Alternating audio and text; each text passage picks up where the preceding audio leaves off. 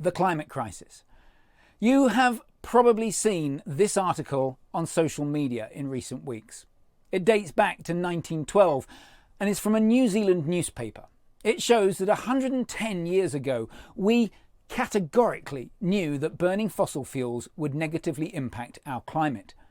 Now, whilst researching the validity of that article, I discovered it was actually a republication of a story from an even earlier 1911 article published in the magazine Popular Mechanics. Looking even deeper, I found that 50 years prior to this, in 1856, at the 10th annual meeting for the American Association for the Advancement of Science, Joseph Henry from the Smithsonian Institute read a paper written on behalf of Mrs. Eunice Foote, which highlighted the climate risk. Now, quite why Mrs. Foote didn't read it herself is beyond me, but I suspect it had something to do with her having a uterus and Joseph Henry not. Here is the text from the 1857 report of that conference. Now note the opening paragraph. Science has no country and no sex. The sphere of woman embraces not only the beautiful and the useful, but the true. Now this article shows that 166 years ago, we realised that burning fossil fuels could negatively impact the climate. Now that was 7 generations ago. We cannot leave this for the 8th generation to sort. Here is the most important graphic in the world. It shows the steady, unrelenting increase in atmospheric carbon, which has happened over the past 50 years. We need to be crystal clear about the situation. We cannot mince or dilute our words. If we do not stop the rise on this graph, then it's game over for life on Earth as we know it. The stakes could not be higher. Now, I know we're all worried about the climate crisis. Whether you're a grandparent entering your final chapter or a child at the start of the novel that will become your life, it is impossible not to feel a sense of angst and fear. We deal with it in different ways. Some through anger, some through denial. Some good people do it through a concerted and significant change in how they live their lives. But yet, no matter what we do, it still feels like it's just too little, insufficient to make a meaningful impact. Now let's be honest, it feels like we are trapped on a course that we cannot correct. Well, I refuse to accept that. So today I want to share with you a story of hope. It's a story of incredible courage and resolve, and it happened almost 200 years ago. It stands as a shining example of how we could behave, heck, how we must behave if we are to resolve this problem. It is the story of John Snow, a physician living in London in the 1850s. Now, at that time, cholera epidemics were a regular feature, sweeping through the city every decade or so, killing thousands of people and causing a wave of fear. The belief at the time was that the disease was spread by bad air or miasma. Dr. Snow was not convinced. He was the first man to join the dots quite literally and show that the cholera outbreak was waterborne, that the contamination was coming from a local water pump. He gathered the data, he cleansed it, he tabulated it, he pored over it.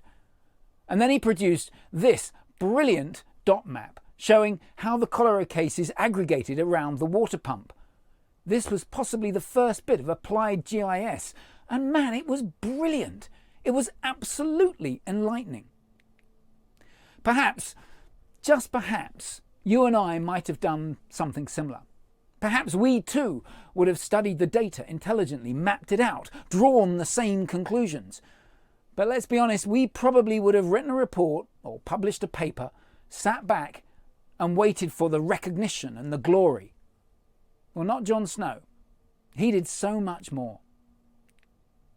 Now, most people know the above story, but there are two key features which get forgotten in most tellings, and they are critical and vitally important in relation to how we must act today.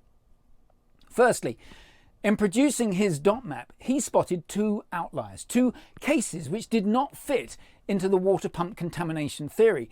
Did he abandon his theory? Did he cast his work aside? No. He went out and personally investigated those anomalies, going into the streets and knocking on the doors. Now, this would have been both physically uncomfortable and opened him up to potential ridicule. But he was after the truth. Now, what he found was that one outlier was a lady who liked the water from the suspect water pump so much that she made the catastrophic decision of insisting her servant collected the water from that site. The other anomaly? Well, that was a friend of the first lady who happened to make an equally catastrophic decision to visit her friend for tea one afternoon. Now, Dr. Snow's actions, which went beyond what most people would do, cemented his theory. He could have stayed in his surgery, safely cushioned from the outside world. His findings led him to lobby hard and vociferously the local council. He persuaded, he cajoled, he bullied them into removing the water pump handle and thus taking it out of action. Now, this action is widely credited as ending the outbreak. It saved hundreds of lives. Now, the second unknown part of this story, however, is that Dr. Snow didn't get any glory. In fact, he was ridiculed. This cartoon is taken from the Sunday Times, and it doesn't celebrate him as most people assume. It mocks him. He died a couple of years later, aged 45 in 1858, and it was a further decade before his detractors finally acknowledged that he'd been right. So what can we learn from this that can help us with the climate crisis? Well, we need to show the same ruthless diligence when examining the data. We need to have the same resilience, the same burning desire not to accept the status quo, to take action, to go far beyond the remit of our day job. Finally, and perhaps most importantly, we need to have the same astonishing courage. Snow was brave beyond imagination, prepared to forego glory and absorb public humiliation if that was what was required. Snow saved a few hundred lives. If we act now, we can save millions. I believe that today we need at least 100,000 Jon Snows. Are you one of them? Over the next few months, I want to showcase here stories from organisations who are channeling the spirit of Jon Snow and doing things that would make a real difference. If that's you, or you know someone who's being like Jon, please let me know. We need to share best practice as widely as possible.